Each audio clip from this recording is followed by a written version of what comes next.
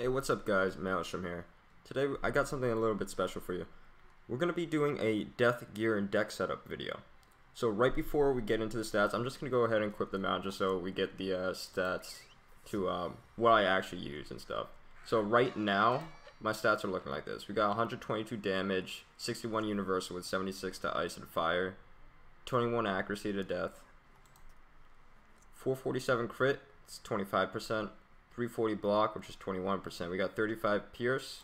The healing in and out doesn't matter at all. So we also got our pip conversion, which is 76%.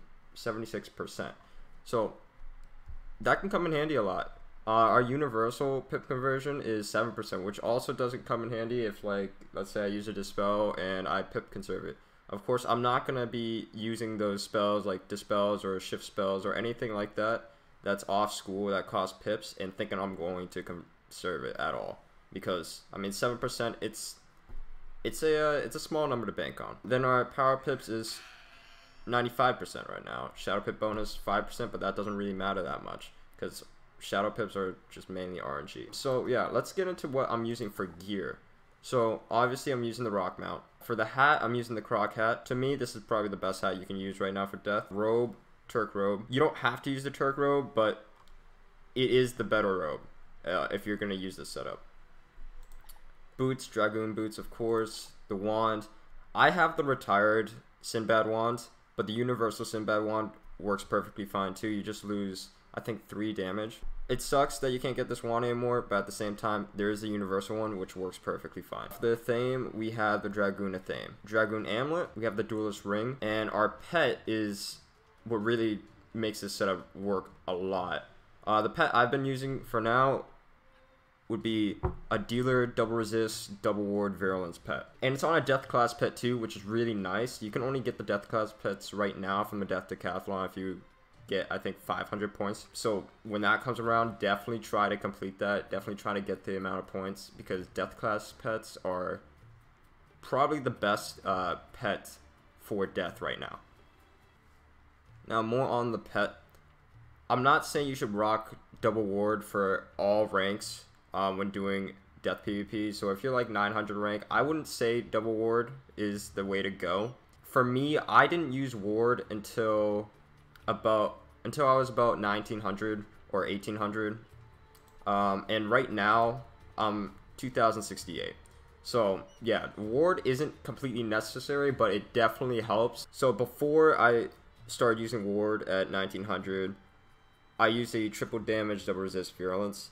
That pet is the one you should be going for. It will help you a lot at lower ranks too, when more schools are more like prevalent. It's more of a mixture of the different schools you're facing, because I know at between like 800 to 1200 rank is like it's like that little spot where everyone just gets stuck because of all the storms there, and you know, you could lose a match just off of insane, and it's just it can get kind of rough, and it's really hard to get out of that. So basically, you would want to aim for the triple damage virulence double resist until you get up to the higher ranks where you mainly face ice and fire. Then you would want to aim to try to get the double ward one, but stick with the triple damage double resist virulence. The virulence is pretty much key to this setup.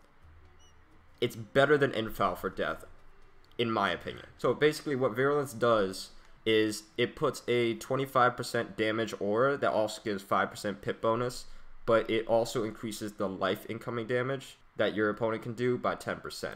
And the reason why that's important is because my power pips right now, it's 95%. With virulence on, I have perfect pips, so I can't pip fail with it. And Maycast Virulence, the aura from it, it lasts 5 rounds, which is a really long time, and it has the same cast rate as all the other auras. So it's pretty good. Also, you can really utilize it in Shrike as well, so you're not just going to Shrike with an infal, and if, let's say, your opponent doesn't shield or anything, you get the benefits from the aura, and it can help pressure a lot more. And that's what turn-based really is about. It's about pressuring your opponent, not really letting them like feel their way out of the situation, forcing them to play defensive. So these are my stats with the triple damage virulence double resist pet. So with it, you're gonna have 134 damage, 61 universal with 82 flat. It's good resist. You still have 8700 health, you know, 21 AC. Everything else just remains the same. Pretty much what you're doing is just getting 12% more damage. It's really good. You can either go ward or no ward. I'd say if you're a lower rank death, then go without ward, because you're more likely to fight other schools at that rank. Now more on the gear. So most of this gear is farmable. You don't have to pay to win. You don't have to pay to get any of this gear. Besides, I think one piece. So let's start off with the hat. The hat, you can farm it from Crocopatra in the Crocopatra Exalted duels. The boots, Dragoon boots, that is craftable through the catacombs by farming the catacombs for the reagents and stuff. Same with the Athame and the amulet. Now the robe is from the Spelemental Skyverns pack. That you have to pay a bit of crowns for, unfortunately. The wand, as I said, this wand is retired. You're not going to be able to get the one with death damage, but you still can get the one with the universal damage, which gives 17 universal, which is still good. It's still really good, and I'd use that if you don't have the retired one. Now, you can get this wand from either the Sinbad Horde packs, or you can farm the gauntlet, the Sinbad gauntlet for it. So that's another option. If you have a friend, ask them if you can use their gauntlet. I'm sure they'd let you, hopefully. So next thing is the ring. Duelist ring, you can purchase this for arena tickets. So best way to do that is to do tournaments. Stock up on the tickets and get the duelist ring. The deck is the duelist deck. Same way to get it as the ring. You know, stock up on tickets from tournaments, and you can eventually buy the deck and ring. The mount is also farmable within the Sinbad Gauntlet. You can get it from the pack too, but I farmed this mount from the Gauntlet itself, so it's definitely farmable. You can get it from the secret boss in the Gauntlet, which is right after the first battle.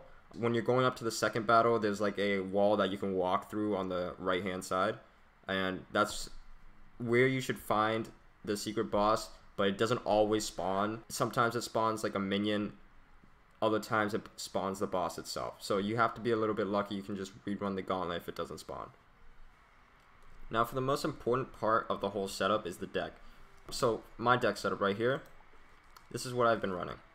As you can see, I carry one of each dispel besides the balance dispels. I don't see a point in dispelling a balance, because let's say they strike, you dispel them, right? You expect to waste one of their rounds of strike, and they won't be able to lower their backlash. They can use any off-school hit, and it takes off the balance spell for them. So they still get the backlash lowered. The thing that you're stopping really is a Pierce Blade from going on them. But I don't see the point of carrying balance spells, so I don't really carry them. Stun blocks, I only carry 3. Don't overload your deck with stun blocks. I know stun blocks are important, but you shouldn't be putting like mass stun blocks. Like, you shouldn't be putting max stun blocks in. There's no point. You're just gonna get stun blocks. Like, sure, it's gonna be nice to get stun block first turn, but then you're gonna be drawing cards that you don't need to be drawing. So yeah, that's pretty much my, I guess, philosophy on that. I have 2 Aegis in. The reason for that is a lot of people run Maycast Shatter Pets, and it's extremely obnoxious.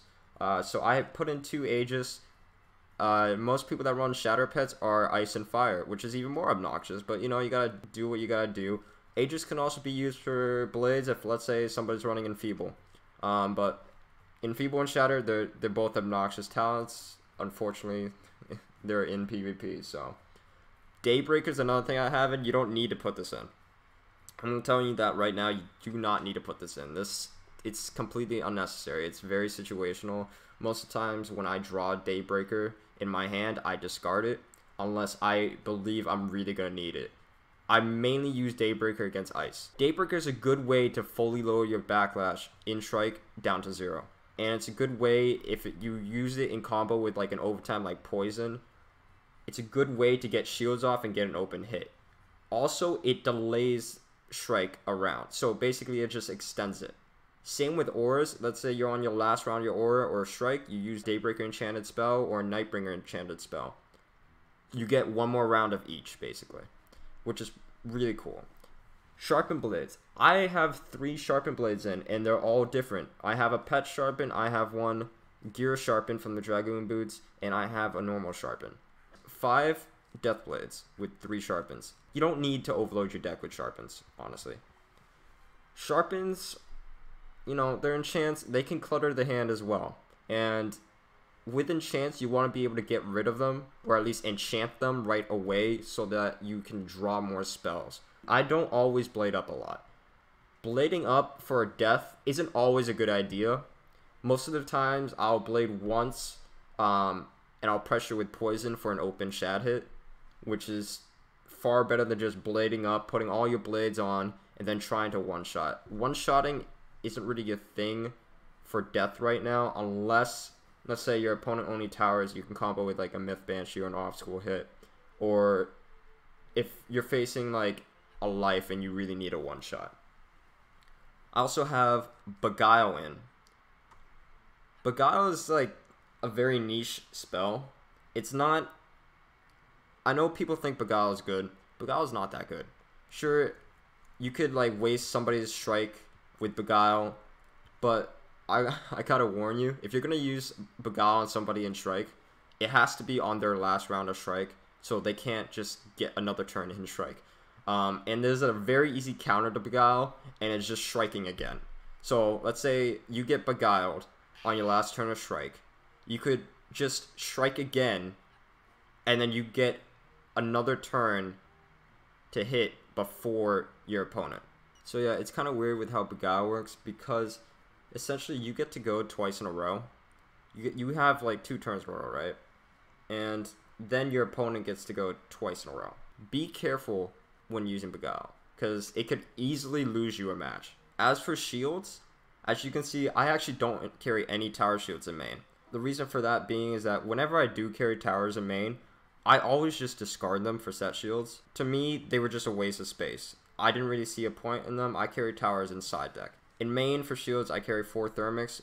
Fire and ice, they're going to be the most abundant at pretty much, I think, every rank. Obviously, they're the strongest schools right now. So the top 2 schools, you got to have enough shields for them. I don't always use 4 thermics, but I put in 4 just in case like I have to discard a thermic to try to filter through my deck a bit more. Ether shields I have in for life and death. I don't carry myth shields. I don't really see the point of carrying myth shields because myths have a lot of ways to get around shields, like Orthrus, Minotaur. They have Shatter. Obviously, not many myths are going to be using King Art anymore, but they also have that. So myth set shields, I don't really see a point in carrying them on a death, at least, because for death you don't really have the time to play defensive against a myth. You gotta always exert pressure. The good thing about ether shields is that since they're life and death, you protect from converts from both schools. I haven't seen a lot of people use many converts, just because it's turn-based and you can easily counter it. But if, let's say, if somebody used a Daybreaker convert, that's something that ether shields can protect against. I guess you could say the same thing for thermics. Strikes, I only have 3 strikes in. I don't see any situation where I'd be striking 3 times or more than 3 times in any given match. You shouldn't be needing to strike that many times. Most matches, people just strike once. The most I've seen is 2 times in one match. But yeah, 3 strikes is fine. You can easily discard 1 of them or 2 of them and still have another strike to look forward to, you know. For global spells or bubbles, I carry 1 Age of Reckoning. This is just I just kind of threw this in here just to like scare people, you know, when I bubble change. People lose their shit when you change it to a crit or a pierce bub, and the death one is 20 pierce and 15 crit. If I put this up, it's mainly for the pierce. I know it's going to be changed, but if they don't change it, if my opponent does not change it, they can easily be screwed, because 20 pierce, I'm not going to strike. I have no reason to strike unless I'm facing like an ice or something. So I have 3 dooms in. The tough part about this deck setup, I wouldn't say it's that good against Jades, just because you only have 3 dooms and it's a smaller deck setup. Usually for Jades, you need a larger deck setup to face them. But if I face a Jade, you know, I'm going to try to end the match without having to reshuffle, you know. I do have a backup shuffle right here in main deck. I don't want to have to shuffle during a match. I don't think matches should be like more than one shuffle, right? You shouldn't require more than one shuffle to finish. And if you're facing a Jade, if you can't end the match, if I can't end the match, at least, with what I have, then they win. Now for shift spells, I carry 2 Green Oaks, and I also carry 1 Shift Pising, which is a very interesting addition I made to the deck setup. I do not carry Shift Ogre, and I'll get into that in a little bit, but Shift Green Oak is good for, you know, you get a buff, you put a debuff on for 3 pips, you can combo it, you can get rid of towers and all that. If you use it in Strike, it's awesome. You can stack blades even more with it. It's very useful against fires. It's pretty much useful against anybody, you know. You can drop their damage output a bit by 25%.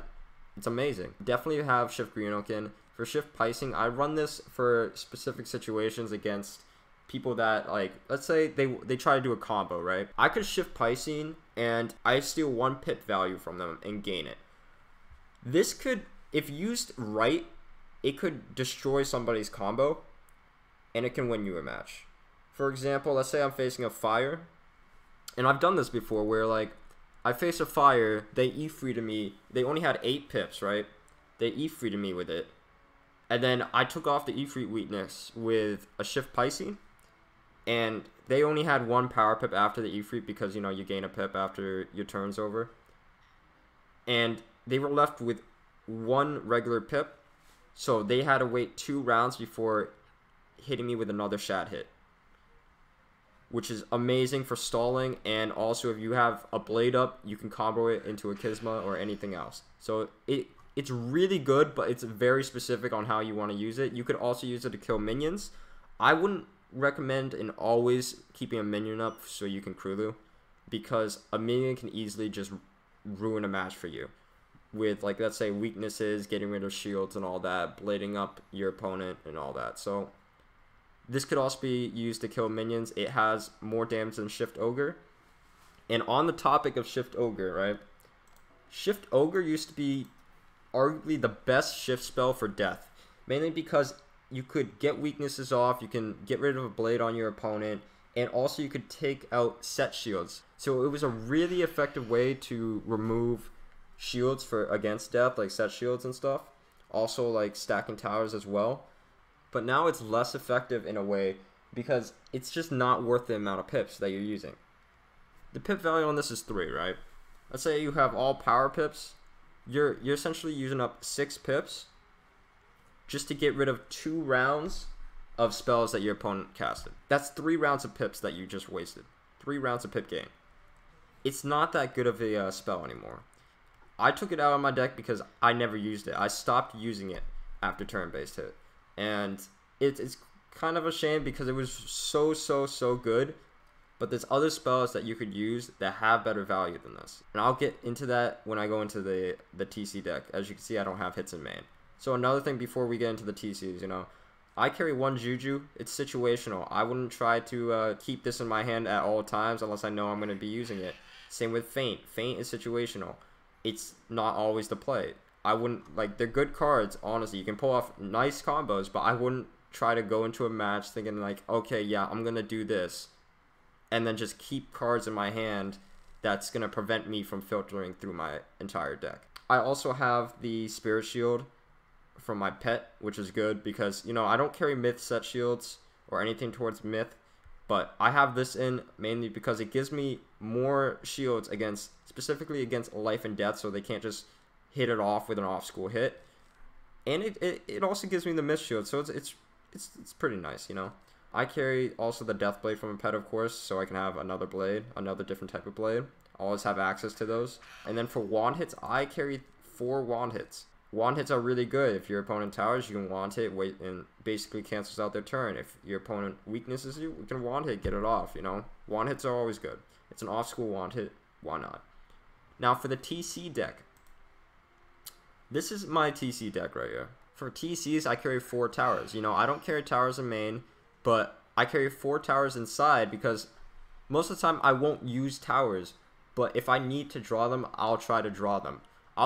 Usually when I get set up from my main deck, I'll start pulling from side deck and these will come up anyways. I carry, you know, 3 triages as well. Overtimes are very important in this meta. They're very good for creating like pressure on your opponent, and let's say you're facing an ice and they frostbite, just triage it. If they blade up enough, just triage it. You don't want that extra damage, you know? You don't want it. People stun block all the time, but sometimes people don't. They don't pull it or they forget to. Myth Banshees are great for taking advantage of that. I carry 2 of them, you know. They're still good. Avenging Fossil, I love this spell just because nobody ever sees it coming. You could easily just blade up twice or 3 times or however many times you want. And if they never shield, you could just hit them with Avenging if you don't have a Shad.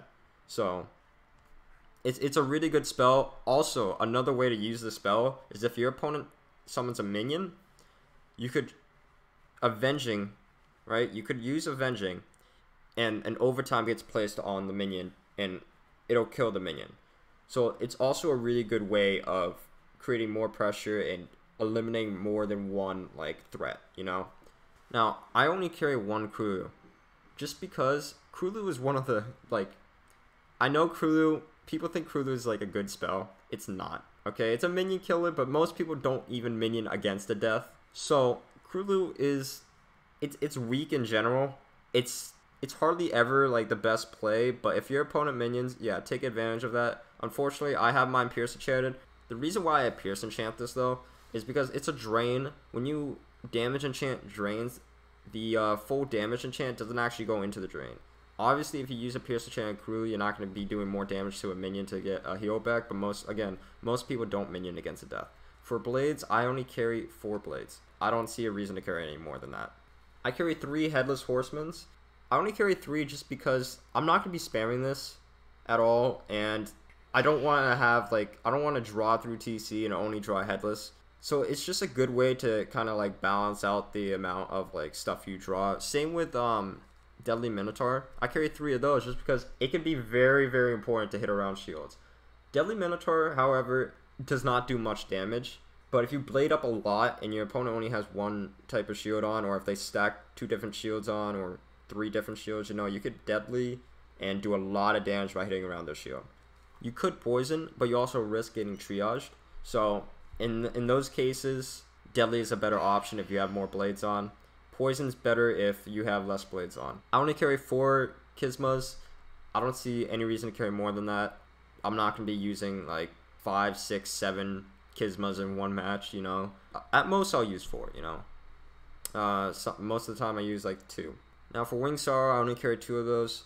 Winged Sorrow is kind of a meme of a spell. It's up there for one of the worst shadow hits. Obviously, not as bad as Wings of Fate. But Winged Sorrow is pretty bad. An Ifrit, a TC Gargantuan Ifrit does more damage with a better weakness at better pip cost. So, same with Weaver, it does way more damage, provides a 75 shield, and it's less pips. So, Winged Sorrow isn't really that good, but I'll use it in order to get a weakness on in those cases where weakness will save me. Also, another thing to note, Winged Sorrow is generally weaker than Kisma. So just be aware of that when using it. Now the last thing in my TCs to go over would be Sion. I Pierce Enchant Sions as well as Damage Enchant them. So I carry 2 Pierce Enchanted Sions. I know it doesn't show the Pierce Enchant on the Sion, it only shows the accuracy, but it's Pierce Enchanted. So I carry 2 of them, 1 Damage Enchant. Typically, I'll use a Pierce Enchant if I'm not in Strike, but if I am in Strike, I'll try to draw for a Damage Enchanted one, you know, if it's an open hit. Also, another good thing for the Pierce Enchant, you get, obviously, the accuracy boost. A lot of people carry mantles. A lot of people do. And they will try to mantle you. And you can and should use a Sion if you meet the requirements and can power it. So, the Pierce Enchant helps a lot because of the accuracy as well. Another thing to note that I don't carry, I do not carry mantles whatsoever. Okay, mantles are probably the dumbest thing to carry on a death. I don't see why you would. If you're carrying mantles on any character, then your deck is probably not set up properly for turn-based 1v1. It's not, like, it's cheap. It's not really something that will help you improve on how you play. It's just something to bank on, and it's RNG. I don't carry Shift Grendel. I don't even have Shift Grendel trained. Like, Shift Grendel's one of the worst shift spells for death. I would not carry it. I don't want to try to cheese things by carrying mantles and stuff. My deck setup is going to work for me without the mantles. I don't need the mantles to bail me out, you know? If I can't win the match without mantles, then I'm obviously doing something wrong. So that's going to be the end of the video, guys. I hope you enjoyed the gear deck setup. Hopefully it serves you well, whether you choose to copy it, whether you choose to use it to make a new one, whether you choose to use it to, you know, make it more you, make it more accustomed to like how you play. But either way, I hope it serves you well, you know. And I'll catch you guys in the next video. Peace.